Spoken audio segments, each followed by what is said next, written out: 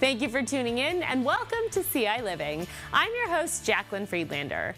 The Wildlife Medical Clinic at the University of Illinois is working tirelessly to care for injured and orphaned wild animals in our community. Here today with more information and the special animal ambassador are Sydney and Roxanne. Thank you so much for joining me. Thanks for having us.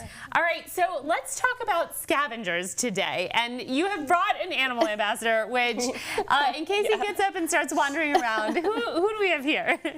So this is our newest wildlife ambassador. He currently does not have a name, but he came into the clinic a couple months ago with his litter. So his mom was actually hit by a car, and so his siblings were all brought in to the Wildlife Medical Clinic. We were able to transfer and get all of his siblings to a wildlife rehabber for eventual release, but when he came in, we noticed that his tail was traumatically injured and barely hanging on, so unfortunately we had to amputate, so that made him non-releasable. So then he joined our program. And he's adorable, and it's so funny that he's decided to take a nap now that we're live. Yeah. He was crawling all over the place just before the show.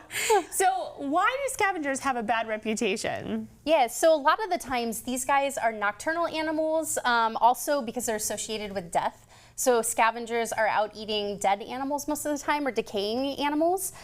So that's really, I think, where that myth comes from, is just because they're out at nighttime and they're associated with death. So they seem scarier than they actually are, but he's adorable. And what other animals in central Illinois besides possums are considered scavengers? I can do this. Turkey vultures are going to be our main scavenger, but anything from like raccoons, possums, obviously, foxes, coyotes, even sometimes like eagles can also scavenge based on what they're finding out in the wild.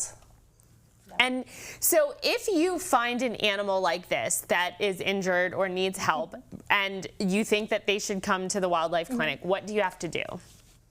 Yeah, so if you do find an injured animal, first of all, like make sure it is actually injured, like that it's like you see blood on it, it's either lethargic, might have bugs on it, something like that. If it's a baby and it's alone, sometimes for possums especially, because mom's not going to come back to them if they've dropped off of her. However, this guy's size, he's actually on his own at this size.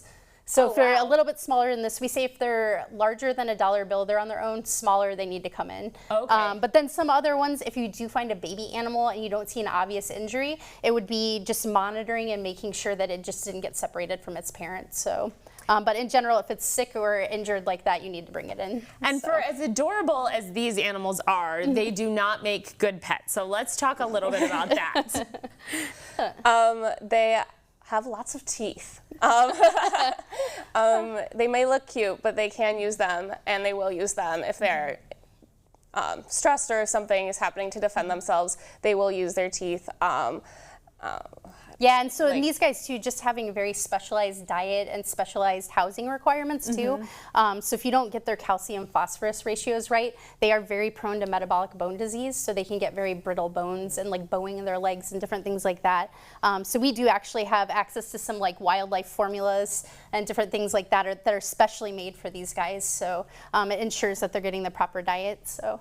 And it's also illegal to take wild animals out of the wild and bring them and use them as pets. Yeah, we have to have a special permit for these guys. So, And so then let's just talk general possum facts. So, I mean, what do they eat? How big is he going to get? Yeah, well, their diet, they're omnivores, so they will eat mice, anything that, like small birds maybe once they're bigger, and then they also get lots of different like veggies and grass and whatever they can really find, and like we were talking about scavenging, like whatever they can dig up, they kind of eat a little bit of everything.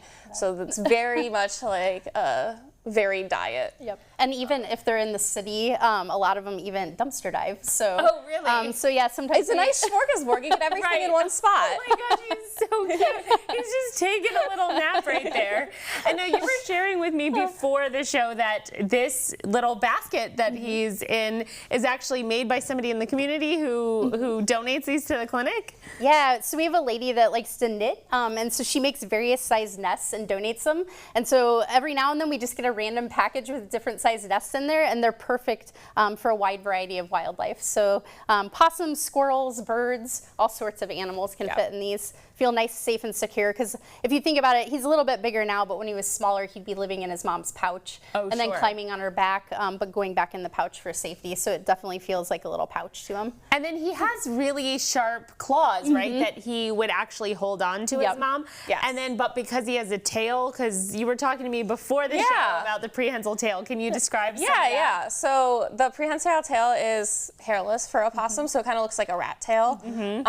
But they use it a lot to help balance. So they'll wrap it around branches as they're climbing, or like fence posts, things like that. It's just a really good way to balance and make sure they don't fall or stumble. And females will use it to carry around nesting materials as well, in order to kind of build their nests. Let's see if we'll wake him up a little bit so you guys can see him, and that way you can see too, like he has no tail, so that is why we can't release him. So. Right, but he has those big claws, which is probably another reason that he's not going to make a great pet. And how many babies does a mom generally have at once? She can have up to 13 at once. Oh, wow. Yes. Okay. So and how many? Quite a big litter. How many came in with him? Six. Yep. Six. So Okay. he's one of six. Yep. All right. So we don't know what happened, or if maybe they just had a smaller litter, or they were all good. Right. So. Nice. And so then, do they like find a mate and then stay with their mate, or do they, move around? And which parent? Obviously, the mom is carrying the babies, but does the dad help with childcare? Nope. He comes together just for breeding purposes, and then he's back on his own. So, and for females, I think the male being present is what makes them go into heat where they are ready to breed. So, and it's really like a 24-hour window, I think, for them. They have really interesting reproductive habits. They do.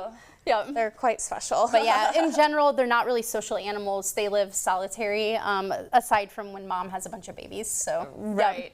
And then Roxanne, you have been in the program helping at the University of Illinois Wildlife Medical Clinic for a while now, right? Can you tell us a little bit about your journey? So I'm currently in my third year of veterinary school. So I started in the ambassador program and in the wildlife clinic as a first year.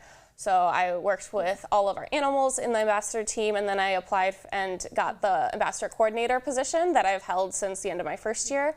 And so we help, there's 3 other students that do it with me. We kind of help, we work with Sydney and Dr. Lewis and kind of coordinate everything for the ambassadors and our team. And then I also work in the wildlife clinic, so accepting the new animals, taking care of patients, and then working on releasing them and transferring them to rehabbers as well. Wonderful. Well, thank you both so much for being here and for bringing this animal ambassador. You are going to be naming him soon, right? Yes. Yep. He's going to be getting his name very shortly.